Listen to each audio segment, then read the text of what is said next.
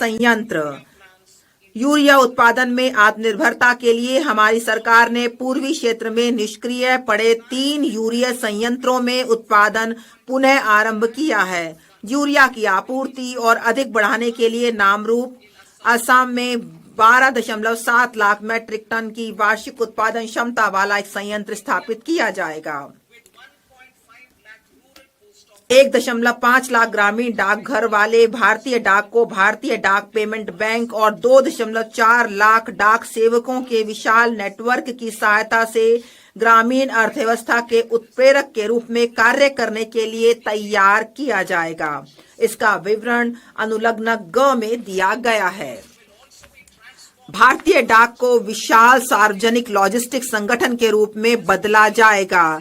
इससे विश्वकर्माओं, नए उद्यमियों, महिलाओं, स्व सहायता समूहों, सूक्ष्म, लघु और मध्यम उद्यमों तथा बड़े कारोबारी संगठनों की बढ़ती आवश्यकताओं की पूर्ति होगी।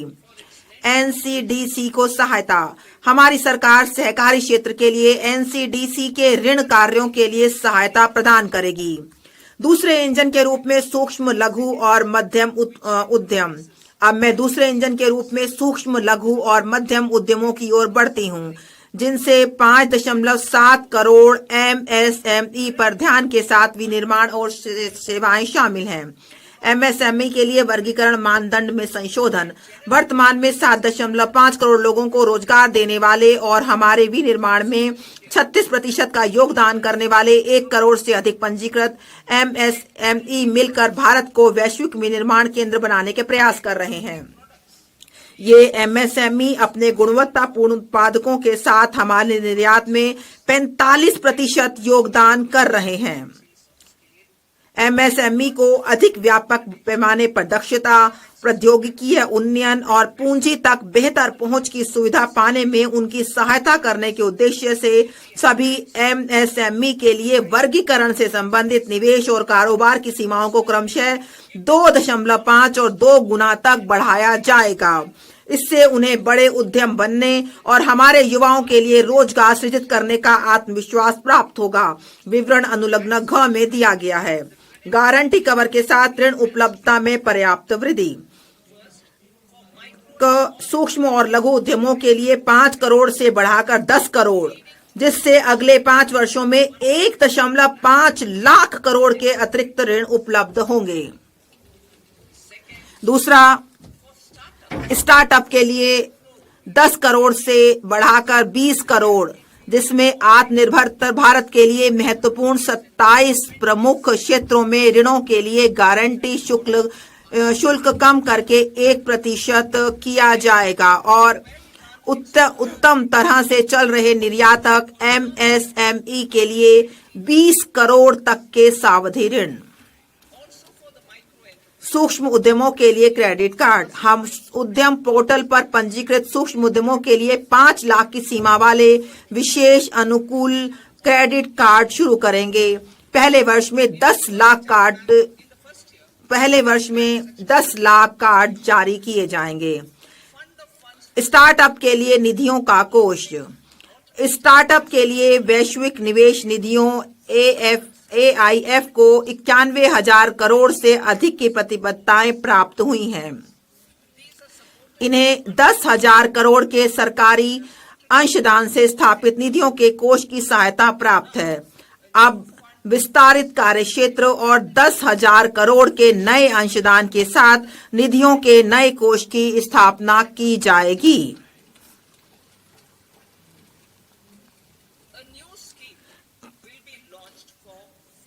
पहली बार उद्यमों के लिए नई योजना। 5 लाख महिला, अनुसूचित जाति और अनुसूचित जनजाति के उद्यमों के लिए एक नई योजना शुरू की जाएगी। इससे अगले 5 वर्षों के दौरान 2 करोड़ तक का सावधि ऋण उपलब्ध होगा। इस योजना में सफल स्टैंड अप इंडिया स्कीम से प्राप्त अनुभवों को शामिल किया जाएगा। उद्यमशीलता और प्रबंधकीय कौशलों के लिए ऑनलाइन क्षमता निर्माण कार्यक्रम भी आयोजित किए जाएंगे। श्रम सघन क्षेत्रों के लिए उपाय। श्रम सघन क्षेत्रों में रोजगार और उद्यमशीलता के अवसरों को बढ़ावा देने के लिए हमारी सरकार विशिष्ट नीतिगत और सहायक उपाय करेगी।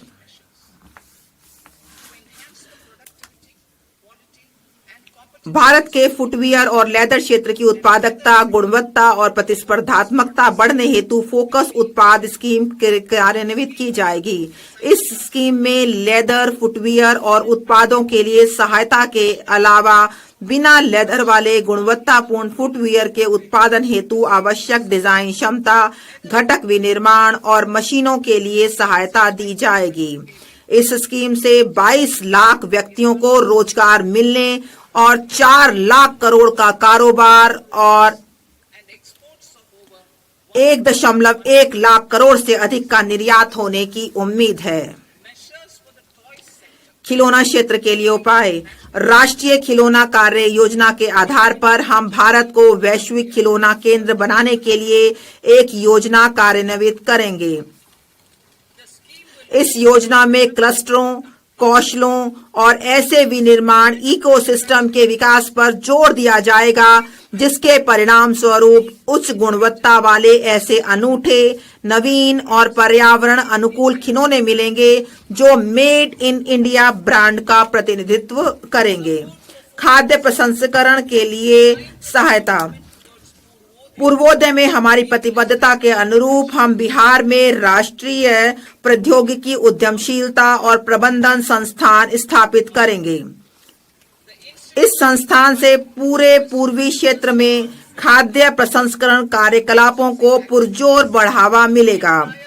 इसके परिणाम स्वरूप 1. किसानों के उत्पादों के मूल्य संवर्धन के माध्यम से उनकी आमदनी बढ़ेगी और 2. युवाओं को कौशल प्रशिक्षण, उद्यमशीलता और रोजगार के अवसर प्राप्त होंगे। विनिर्माण मिशन मेक इन इंडिया को आगे बढ़ाना।